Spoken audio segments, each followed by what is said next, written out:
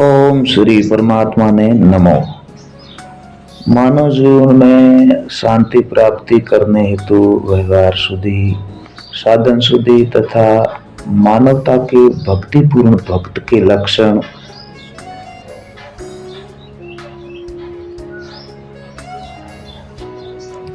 तथा अंतःकरण शुद्धि के लक्षण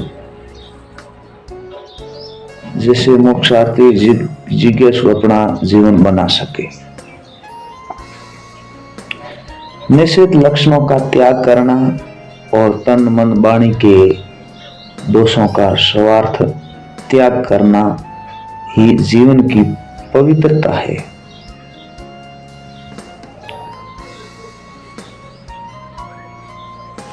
वाणी के 4 दोष प्रमुख हैं। पहला है निंदा करना, दूसरा झूठ बोलना, तीसरा कठोर कड़वा बोलना और चौथा है वाक सफलता अर्थात बगैर मतलब बोलना इत्यादि। सभी दोष इस वाणी दोषों के अंतर्गत आते हैं। जैसे वाणी से किसी को गाली अश्लील शब्दों से संबोधन करना, किसी को खोटी लड़ाने की या फूट प्रस्ती की शिक्षा देना, किसी के संदेह आदि में कई शब्दों को छिपा लेना वाणी की चोरी करना है। किसी को सही मार्गदर्शन नहीं बताना, सही बात को लिपापोती करके छुपा लेना इत्यादि सभी वाणी के दोष है। दूसरा मन के 3 दोष है। चिंता करना, तृष्णा बढ़ाना, परदोष चिंतन करना, अतिरिक्त सभी अन्य मानसिक क्रियाएं इन मन दोषों के अंतर्गत आते हैं। जैसे राग दोष, देह अभिमान, व्यर्थ घमंड करना, अपनी सर्वज्ञता का घमंड करना अर्थात देहादिक में अनात्म वस्तु का अहंकार करना इत्यादि सभी मन के दोष हैं। और तीसरा है तन का दोष। तन के 3 दोष प्रमुख हैं।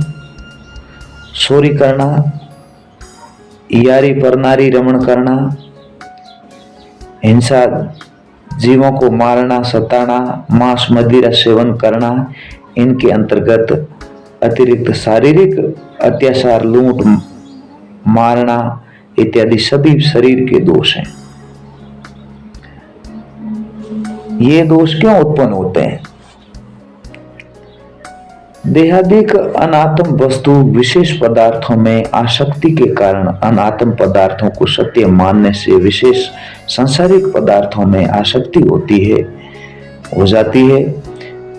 विशेषतः मनमुखी मन माने अशुद्ध आचार विचार को पकड़ लिया है, इसलिए संसार के पदार्थ, धन, स्त्री, पुत्र आदि में आसक्ति कर ली है।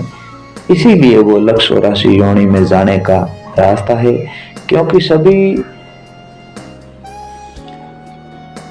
कभी सत्संग में नहीं गया और सत महात्माओं के पास नहीं गया तथा न किसी शास्त्रों का अध्ययन या श्रवण किया, इस कारण मनमुखी ज्ञान होने से सत्यासत्य का विवेक पूर्ण निश्चय नहीं हो पाया। तभी संसार के असत्य पदार्थों को धारण करके 184 योनि में जाने का प्रयत्न है और अपनी माता के उदर से जन्म लेकर मनमुखी अज्ञानीशील बालकों के साथ खेल कूद किया। गुरुकुल में जाकर के अक्षर विद्या पढ़ने का प्रयत्न नहीं किया। युवा काल में विवाह उपरांत स्त्री के संग मेल मुलाकात करने में रहा, किंतु कभी महापुरुषों का सत्संग नहीं किया, वेदांत पुरुषों का कभी सत्संग नहीं किया। इसके परिणाम में न्याय अन्याय, धर्म अधर्म का विचार भी बुद्धि से कभी नहीं किया। कर्म अकर्म का विचार नहीं होने से मनमुखी लोगों के साथ अपना समय व्यतीत किया। कभी किसी गुरु मुखी सज्जन पुरुषों के साथ बैठकर धर्माधर्म, सत्यासत्य, न्याय अन्याय, कर्म अकर्म के विषय में कभी कुछ विचार नहीं किया। किंतु घर गृहस्थी में अपने बाल बच्चों के साथ विशेष मन लगाकर कमाया, खाया और सोया।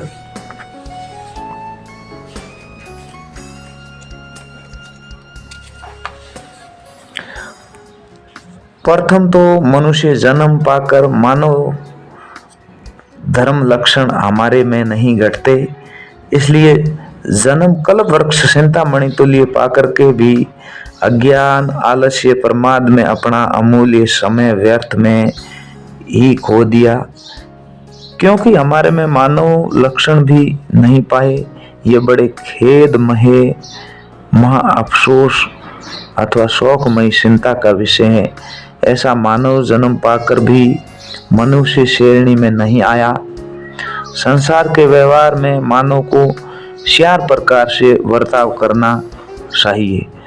वो इस प्रकार से है, पहला है मैत्री भाव से, दूसरा करुणा भाव से, तीसरा सेवा भाव से, चौथा अपेक्षा भाव से।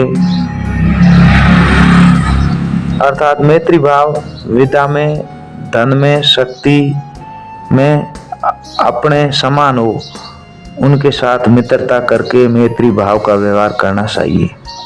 और दूसरा है करुणा भाव, अपने से धन में, विद्या में, शक्ति में न्यून कम हो, उसके साथ करुणा भाव, दया भाव का व्यवहार करना चाहिए। वाद विवाद नहीं करना चाहिए, राग दोष नहीं करना चाहिए, ईर्ष्या का त्याग करके प्यार, प्रेम एवं दया दृष्टि से बर्ताव करना चाहिए। और तीसरा है सेवा भाव, अपने से विद्या में भी बड़े हो, धन में भी बड़े हो, अधिक हो, और बल बुद्धि में भी आपसे ज्यादा हो, उनके साथ सेवा भाव व्यवहार करना चाहिए। और चौथा है अपेक्षा भाव, जो राग दोष करता हो, कुदरती आचार विचार में भी दूषित हो, वितंडावाद हो, उनके साथ राग दोष नहीं करना, अर्थात वैर भाव नहीं करना तथा मित्रता भी नहीं करके शत्रु मित्र रहित अपेक्षा भाव से बर्ताव व्यवहार करना सही। बोलो सतगुरु जी महाराज की जय हो। सत्य सनातन धर्म की जय हो।